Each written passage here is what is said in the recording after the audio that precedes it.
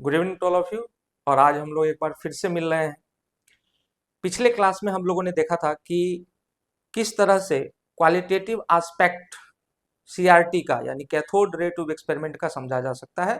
आज हम लोग उसके क्वांटिटेटिव अप्रोच की बात करेंगे, जिसको डिवाइज्ड करने का या जिसको डिराइव करने का पूरा श्रेय जाता है जे जे थॉमसन को। तो चलिए शुरू करते हैं। बहुत ही माइन्यूटली देखिएगा, ये चैप्टर अगर आपको क्लियर हो गया तो आधी केमिस्ट्री का बेस इसके ऊपर है और आधी का केमिकल बॉन्डिंग के ऊपर। तो सर मोल कॉन्सेप्ट या स्टोइकियोमेट्री वो आपको तभी समझ में आएगी जब आपको एटॉमिक स्ट्रक्चर और बॉन्डिंग समझ में आएगा। तो बेसिकली अगर हम देखें तो ये दो चैप्टर आपको एकदम फील होने चाहिए। तो चलिए शुरू करते हैं। यहाँ पर जब हम लोग कल देख रहे थे, आप अगर बहुत ही ध्यान से देखें तो हम लोगों ने देखा था कि क्वालिटेटिव के बाद अब जो अप्रोच बचा हुआ है वो है क्वांटिटेटिव अप्रोच। कौन सा अप्रोच? क्वांटिटेटिव अप्रोच की हम लोग बात करने वाले हैं। अच्छा सर, बहुत ही ध्यान से देखिएगा। ये किसने डिराइव या डिवाइज किया? तो नाम था उनका जे जे थॉमसन, जिन्होंने आगे जाकर के एक मॉडल भी प्रपोज किया है एटम को समझाने के लिए, जिसको थॉमसन्स मॉडल कहते हैं। बट थॉमसन का experiment is a milestone in the development of और in the advancement of atom. जितने भी कॉन्सेप्ट एटम से रिलेटेड हैं उसमें ये माइलस्टोन साबित हुआ। कौन सा अप्रोच? जे जे थॉमसन का quantitative approach. But his model was बहुत ही गंदा मॉडल, आई कैन से दो कौड़ी का मॉडल था, लेकिन जिसको आप plum pudding model, resin pudding model वगैरह 9 से पढ़ते आए हैं। बट इनका जो एक्सपेरिमेंट था वह जो माइलस्टोन, कैसे वो देखेंगे हम लोग, बहुत ही आराम से देखेंगे।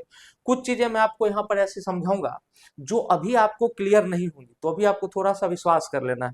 अगर आपका बेसिक्स अच्छा है, मानो क्लास में वेक्टर हो चुका है, तो थोड़ा फायदा होगा मुझे, बट बेसिकली आपको अभी थोड़ा फील ही लेना है।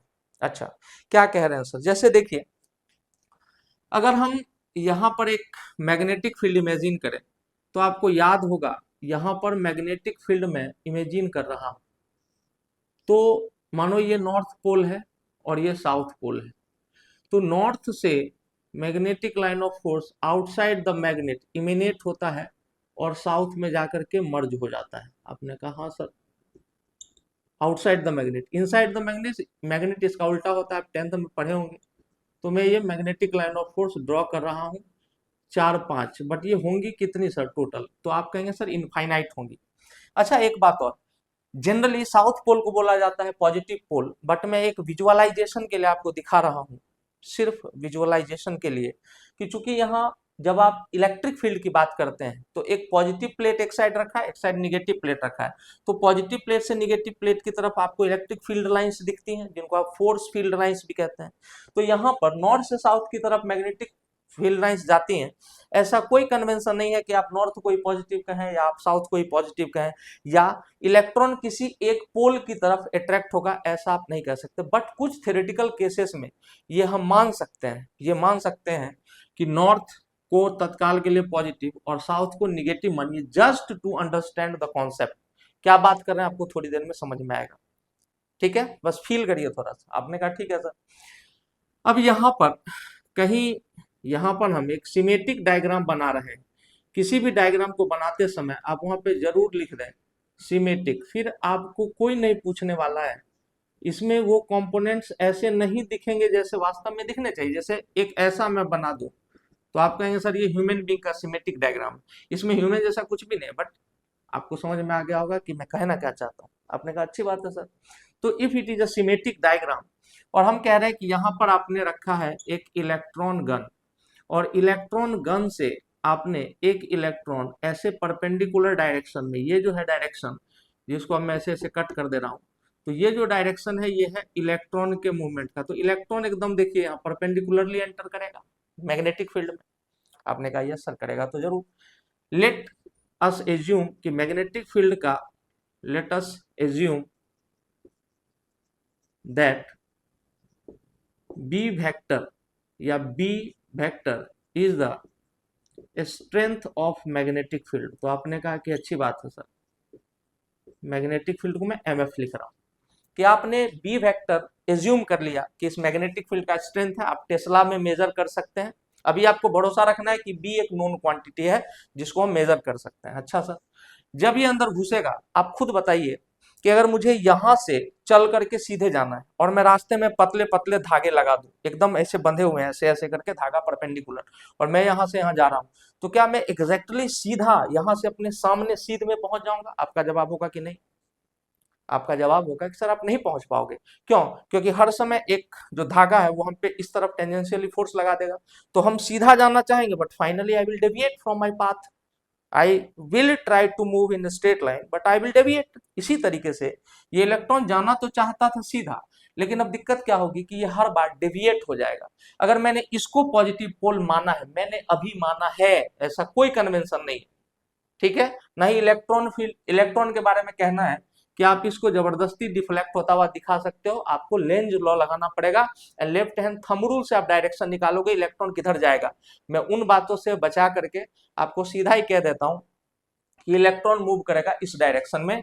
यहां पर आपको समझना है। तो मान लीजिए कि पहला बार इलेक्ट्रॉन ऐसे डिफ्लेक्ट किया और आपने इस मैग्नेटिक फील्ड का स्ट्रेंथ बढ़ा दिया, तो ये थोड़ा सा और छोटा कर्वेचर में डिफ्लेक्ट करेगा, और फाइनली अगर मैंने और बढ़ा दिया तो ऐसा हो सकता है एक समय पर कि इलेक्ट्रॉन यहाँ पर एक सर्कुलर मोशन करने लगे, इलेक्ट्रॉन यहाँ पे एक सर्किल में घूमने लगे। मैं फिर से आपको समझा रहा हूँ, इलेक्ट्रॉन यहाँ से परपेंडिकुलरली 90 डिग्री पे एंटर कर रहा है, बिल्कुल कर रहा है सर।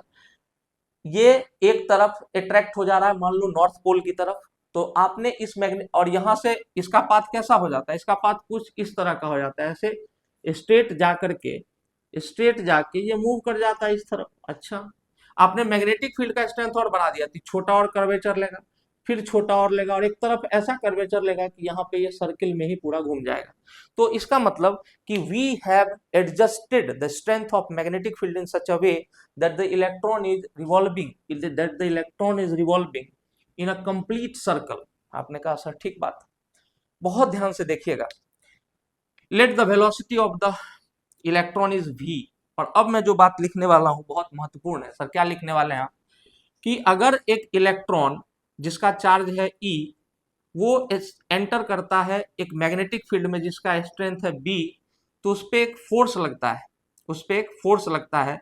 अगर उसके ऊपर वेलोसिटी क्या थी, v वेक्टर। तो आपने सुना होगा, अगर आपने नहीं सुना है तो सुन लीजिए।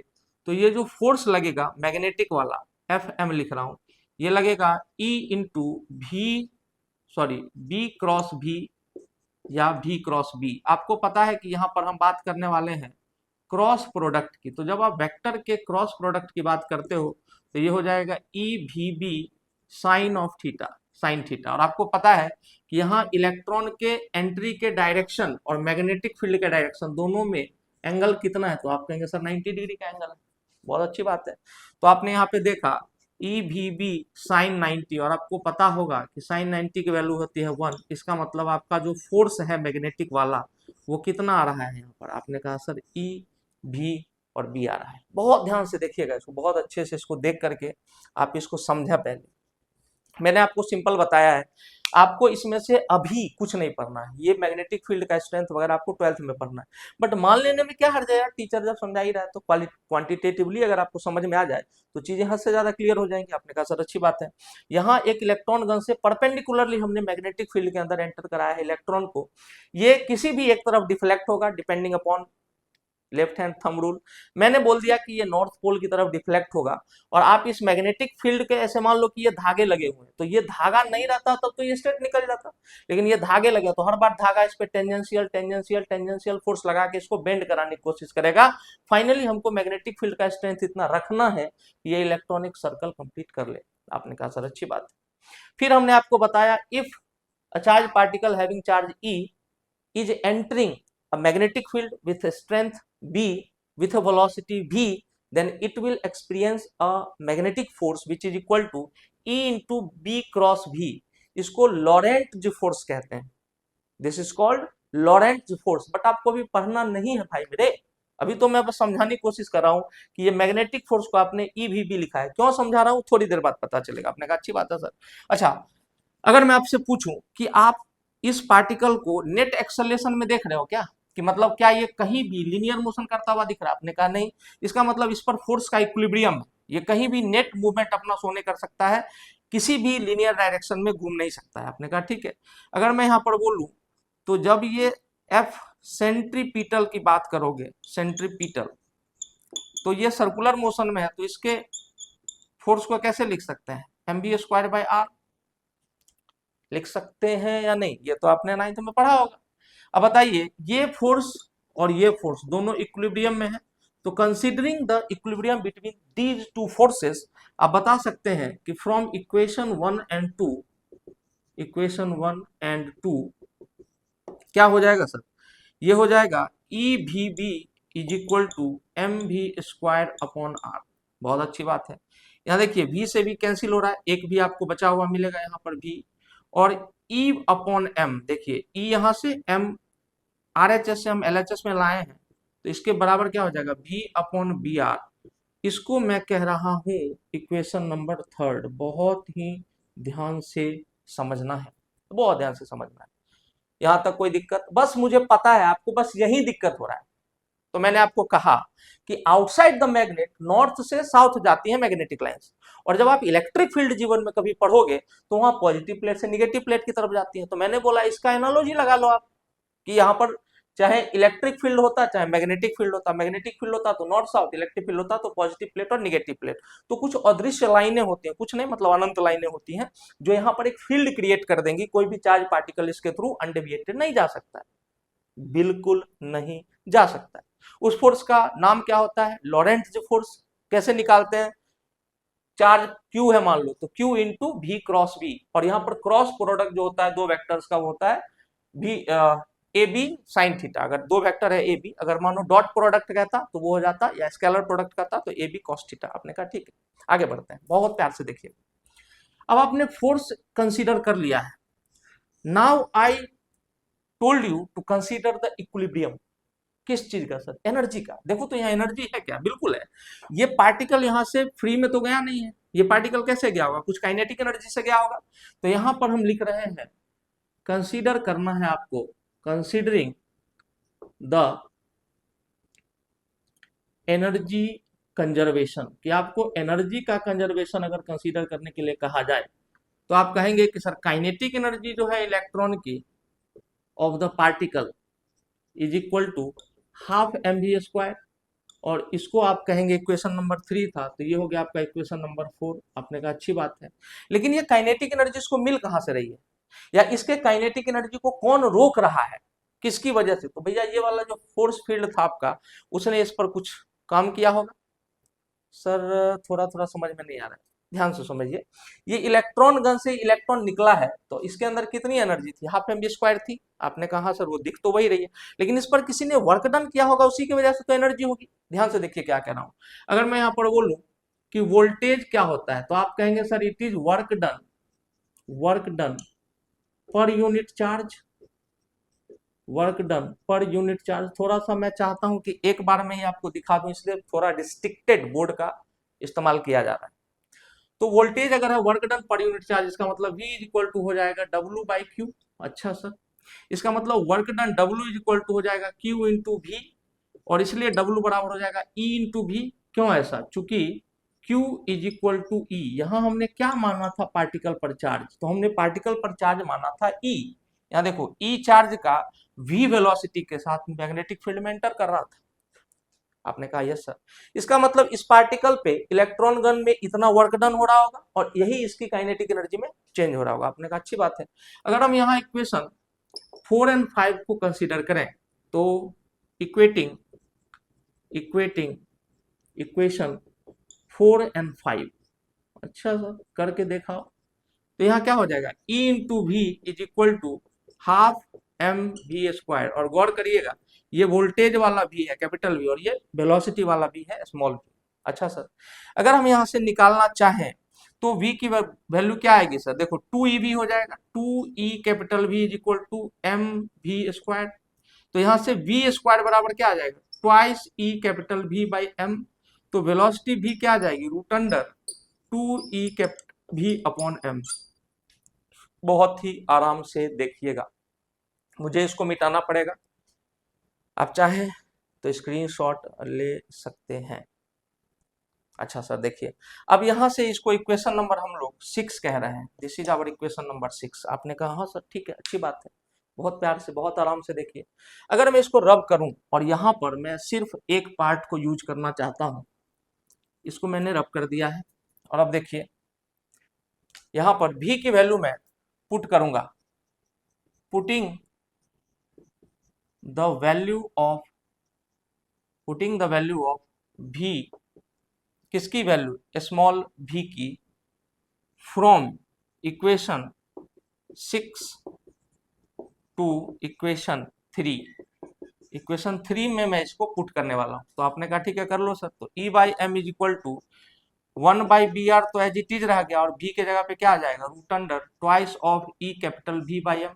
कोई दिक्कत नहीं है, बस इस v के जगह पे हमने ये वाली वैल्यू डाल दी। अच्छा, अब आप करिए बहुत ही आराम से, स्क्वायर करिए दोनों साइड में, स्क्वायरिंग बोथ साइड्स। आपने दोनों साइड स्क्वायरिंग की तो आपको क्या मिलेगा, e square upon m square is equal to 1/b² r² into twice e voltage वाला v डिवाइडेड बाई m। हाँ या ना, बहुत अच्छी बात है। अगर हम यहाँ देखें तो देखिए एक ई से एक ई कैंसिल हो जाएगा, एक एम से एक एम कैंसिल हो जाएगा, तो लेफ्ट में क्या बचा आपको, e by M is equal to twice of v upon b² r²। बहुत बहुत ध्यान से देखिएगा, इसको हम कह सकते हैं चार्ज अपॉन मास रेशियो। इसी को कहा जाता है मेरे बच्चों स्पेसिफिक चार्ज रेशियो, SCR आपने कैलकुलेट कर लिया है। अब देखिए वोल्टेज आप वोल्ट मीटर से मेजर कर सकते हैं, yes sir. Magnetic field strength जो B है, जो टेस्ला में मेजर किया जाता है, वो आप ऑलरेडी मेजर कर चुके हैं, आपके हाथों में है आप कितना पावर का मैग्नेट या कितना पावर का मैग्नेटिक फील्ड यहाँ पर क्रिएट करते हैं। B आपका हो गया। R² रेडियस ऑफ कर्वेचर, आप इलेक्ट्रॉन माइक्रोस्कोप से देख करके या टेलीस्कोप से भी देख करके इसको क्या कर सकते हैं, रेडियस मेजर कर सकते हैं। तो आप यहाँ पे सब कुछ मेजर कर सकते हैं। तो आप बड़ा ध्यान से सुनिएगा, जिस समय न हमको इलेक्ट्रॉन का चार्ज पता था, न ही इलेक्ट्रॉन का मास पता था, उस समय हमें इसका रेशियो पता था। कितनी प्यारी बात है, ध्यान से सुनिए। The time when neither the charge present over the electron was known nor the mass of an electron was known, we know the exact ratio of this। और वो जो आदमी था जिसका नाम था Thomson has repeated this experiment several times with different value of voltage, different value of magnetic field strength and different value of R। जैसे ही आप वोल्टेज बदलोगे कोई और मैग्नेटिक फील्ड स्ट्रेंथ पे फिर से ये इलेक्ट्रॉन सर्कल में घूमने लगेगा, that it will complete the circle. आपने कहा यस सर बिल्कुल करेगा। फिर आपने कुछ और बदल दिया, अलग अलग पैरामीटर चेंज करते गए, and every time he got the exactly same value which is 1.758820 into 10 to the power 11 coulomb पर kg। बहुत ध्यान से समझिएगा, पहले आप स्क्रीनशॉट ले सकते हैं इफ यू वांट। बहुत ध्यान से देखिए, बहुत अच्छे से देखिए, कहीं कोई दिक्कत है तो आप पूछ सकते हैं। आपने कहा कि नहीं सर समझ में तो आ रहा है, बढ़िया से समझ में आ रहा है। आगे बढ़ते हैं, चलिए बहुत ध्यान से चलिए। तो आपने कहा कि सर हाँ थोड़ा थोड़ा तो समझ में आया है, तो भाई थोड़ा ही समझो, आप बहुत ज्यादा समझने की आवश्यकता नहीं है। अब जो पढ़ा रहे हैं वो पूरी तरह से आपको समझना है, अब जो पढ़ाने वाले हैं। तो आपने कहा कि हाँ सर अब ठीक है, मैथमेटिक्स थोड़ा वैसे भी कम समझ में आता है, अभी 11th में जस्ट आए हैं और आप हमको मैग्नेटिक फील्ड सिखा रहे हैं। सिखा नहीं रहा हूँ, बता रहा हूँ कि if you want to feel chemistry और you want to feel any subject, you have to be good at maths. आपको मैथ्स अच्छे से आना चाहिए, then only you can survive, then you can crack NEET और JEE। चलिए सीखना है भाई, मजा तो आ ही रहा है। आपने कहा अच्छी बात है। मैं फिर से रिपीट करता हूं अपनी बात को कि इलेक्ट्रॉन का ई चार्ज उस समय नहीं पता था थॉमसन एक्सपेरिमेंट के टाइम पे, ना ही हमको इलेक्ट्रॉन का मास पता था, बट हमको इतना जरूर पता था कि ये जो रेशियो होगा एग्जैक्टली इस रेशियो के बराबर होगा, जहां पर V है वोल्टेज, B है मैग्नेटिक फील्ड स्ट्रेंथ, R है रेडियस ऑफ कर्वेचर। अब मैं यहां लिख रहा हूं जो कंक्लूजन है इसका, कंक्लूजन्स ऑफ थॉमसन्स एक्सपेरिमेंट। मैं आपको कई बार बोल चुका हूं कि थॉमसन का cathode ray tube experiment was a milestone, एक मील का पत्थर साबित हुआ इन द डिस्कवरी ऑफ सब एटॉमिक पार्टिकल्स या in the discovery of advancement of concepts related two atoms. ये बहुत आम बात नहीं थी, ये उस समय के हिसाब से बहुत बड़ा एक्सपेरिमेंट था। कंक्लूजन क्या था कि sir Thomson repeated this experiment several times several times, and each time he got the same value, he got the same value as the specific charge ratio. आपको पता है किसी भी चीज में अगर स्पेसिफिक वर्ड लग जाता है मतलब आप पर यूनिट की बात कर रहे हो, तो इसको ये भी कहते हैं charge carrying capacity per unit मास, इसी को कहते हैं स्पेसिफिक चार्ज रेशियो। और मैं क्या कह रहा हूं कि बार बार जो वैल्यू आ रही थी twice of v upon B square R square की बार बार एक ही वैल्यू आती थी 1.758820 into 10 to the power 11 coulomb per KG, जिसको आप शॉर्ट में लिख सकते हो 1.76 into 10 to the power 11 coulomb per KG. I hope you are understanding the concept. अब इसको आम भाषा में समझते हैं। सिग्निफिकेंस क्या है स्पेसिफिक चार्ज रेशियो का कि सर देखिए ऊपर में चार्ज है नीचे में मास है, मास से आप डिवाइड कर रहे हैं तो this term can be pronunciate, this term can be defined as charge carrying capacity per unit mass, charge carrying capacity per unit mass. आपने कहा अच्छी बात। अब आपके घर में दो नौकर आए, एक नौकर का वजन, गौर से सुनिएगा, एक नौकर का वजन 80 केजी है बट वो सिर्फ 10 केजी ही मास उठा सकता है, और एक दूसरा नौकर आया है जॉब पे जिसका वजन तो है 50 केजी और वो उठा सकता है 30 केजी या 25 केजी मास उठा सकता है। आप किसको नौकरी पे रखना चाहेंगे? आप बोलेंगे सर मैं सेकंड वाले को रखूंगा, क्योंकि फर्स्ट वाला अपने वजन के हिसाब से पर यूनिट मास कम भार उठा रहा है। सर ये 10 केजी उठा रहा है 80 केजी का, ये 25 केजी उठा ले रहा है 50 केजी का। अब आप समझ रहे हैं कि पावर प्लांट से जो हमारे घर तक, पावर प्लांट से हमारे घरों तक जो बिजली की सप्लाई है वो इलेक्ट्रॉन के फ्लो के रूप में ही क्यों सुनिश्चित की गई है? वो इसलिए सुनिश्चित की गई है क्योंकि इलेक्ट्रॉन का जो charge carrying capacity per unit मास है वो बहुत ज्यादा है, बहुत ही ज्यादा है। अगर मुझे सही याद है तो मैं लिख देता हूं यहाँ, अगर मैं बाद में ये प्रोटॉन का भी आपको निकाल के दिखाऊंगा, for proton E by M ratio is 9.48 into 10 to the power 7 coulomb per KG. अगर मुझे सही याद है तो ये तो मुझे पक्का याद है कि ऑर्डर क्या होता है 10 टू द पावर 7 का। आप देख रहे हो यहाँ 10 टू द पावर 7 कूलम भी उठा सकता है प्रति केजी ऑफ प्रोटॉन, बट ये उठा सकता है 10 to the power 11 coulomb per KG. इसका मतलब कि अगर इलेक्ट्रॉन की जगह, मानिए एक हाइपोथेटिकल क्वेश्चन आ जाता है, इसको इस वे में भी देखना है, मैं फिर से रिपीट कर रहा हूं, the charge carrying capacity per unit mass, the charge carrying capacity per unit mass is very high for electron. It can carry 1.76 into 10 to the power 11 coulombs for each kg of its transfer from one place to the other. अगर 1 kg electron यहां से वहां चला गया एक जगह से दूसरी जगह, तो आपके लिए 1.76 into 10 का पावर 11 कूलम्ब चार्ज लेकर के चला जाएगा, जो कि 1 coulomb is a very big unit of charge. ये आपको समझना होगा। 1 कूलम्ब को छोटा चार्ज नहीं है, छोटे चार्ज को हम ESU में मेजर करते हैं, इलेक्ट्रोस्टैटिक यूनिट बोलते हैं, आगे पढ़ाऊंगा। बट अगर पावर प्लांट से हम इलेक्ट्रॉन के फ्लो को सुनिश्चित नहीं कराते, किसी भी अन्य पार्टिकल को चार्ज कैरी करने का जिम्मा सौंपा जाता, तो हमारे जितने भी वायर्स हैं उनको मोटा मोटा बनाना पड़ता। The cross section has to be larger than this which we are seeing now. आप अभी जो एल्युमिनियम वाला वायर देखते हो जिसके थ्रू आपके घरों तक बिजली आती है, उसमें इलेक्ट्रॉन के फ्लो को सुनिश्चित इसलिए किया गया क्योंकि उनका charge carrying capacity per unit मास बहुत ही ज्यादा होता है। खैर उस समय के लिए ये बहुत बड़ा, क्या सर हम लोग को इसलिए आप बोल रहे हो कि बहुत बड़ा एक्सपेरिमेंट था? नहीं, मैं इसलिए कह रहा हूं कि उस समय के साथ बहुत बड़ा एक्सपेरिमेंट था कि we have found the E/M ratio on that time when neither E was known nor M was known, neither E was known nor M was known। Clear? बिल्कुल क्लियर। चलिए तो अब हम थोड़ा सा इसको एक बार और समराइज करते हैं, बहुत आराम से देखिएगा कि E/M रेशियो आपने निकाल लिया है सर, और अब हम धीरे से इलेक्ट्रॉन का चार्ज और मास भी निकाल सकते हैं by Millikan's oil drop experiment. बहुत ध्यान से सुनिएगा, मिलिकन्स वाइल ड्रॉप एक्सपेरिमेंट। आपने कहा कि ठीक है सर, कोशिश करते हैं सुनने का, ठीक है? अच्छे से देखिए, एक आदमी आया जिसका नाम था मिलिकन।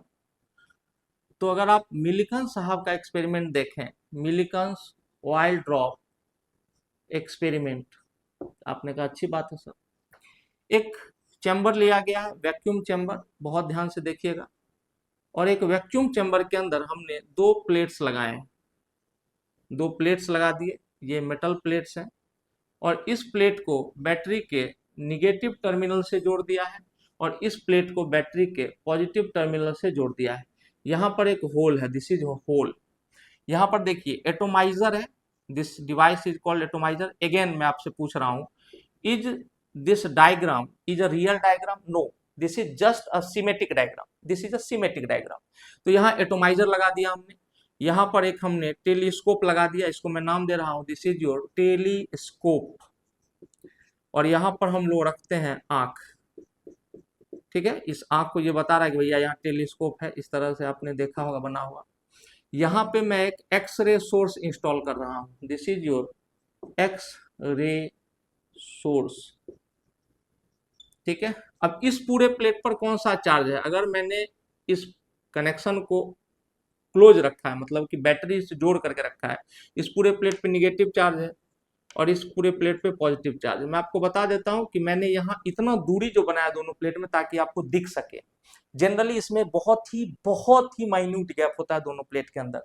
अच्छा, बहुत जल्दी जल्दी देखते हैं सर एटोमाइजर क्या करता है। तो अगर आपसे कोई पूछे what is the work of the atomizer, it breaks the it breaks entities, किसी भी चीज को, एंटिटीज इनटू smallest possible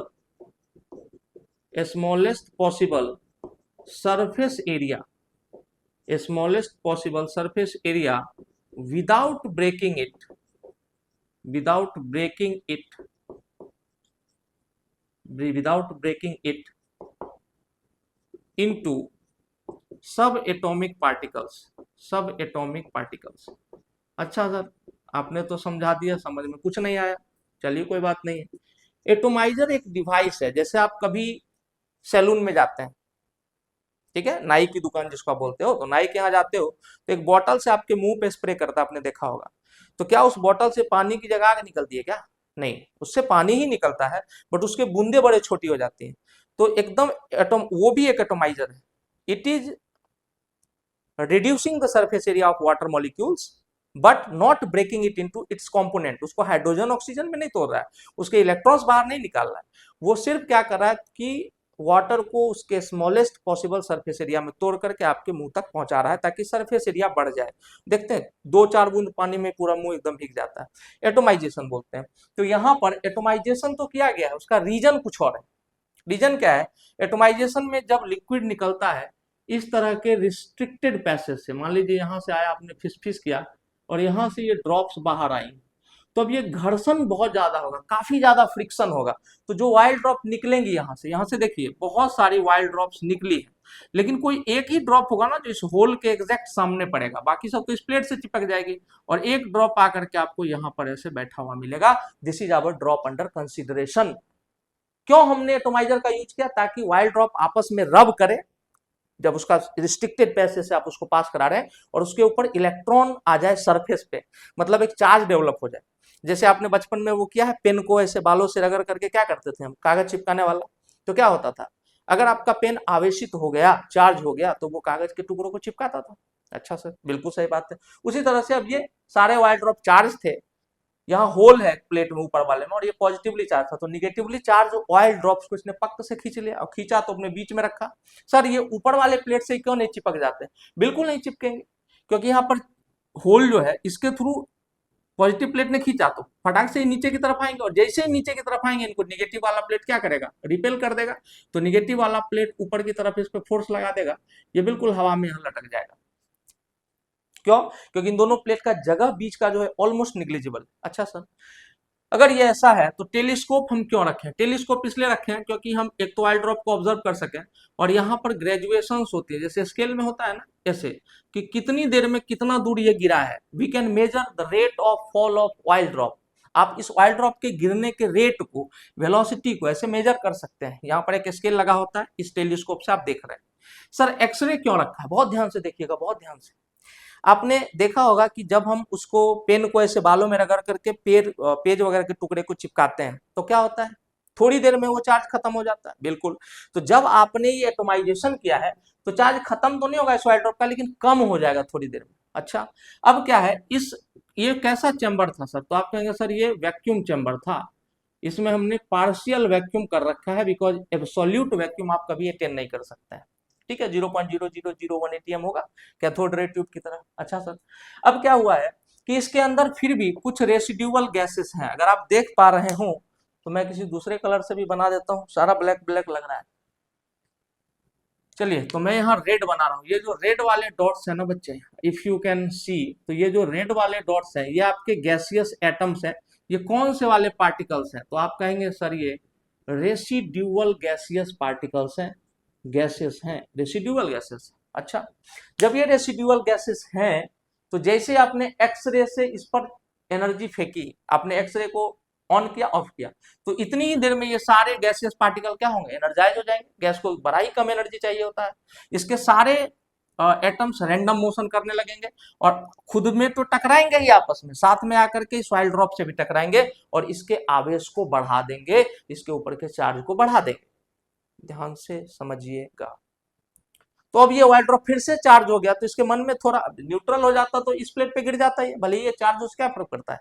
इसलिए हमने यहाँ एक्सरे सोर्स लगा के रखा है, जब जरूरत होगी हम इस ऑयल ड्रॉप को फिर से चार्ज कर लेंगे ताकि ये निगेटिव प्लेट के साथ रिपल्सन फील करके हवा में लटका रहे। बहुत बढ़िया सा।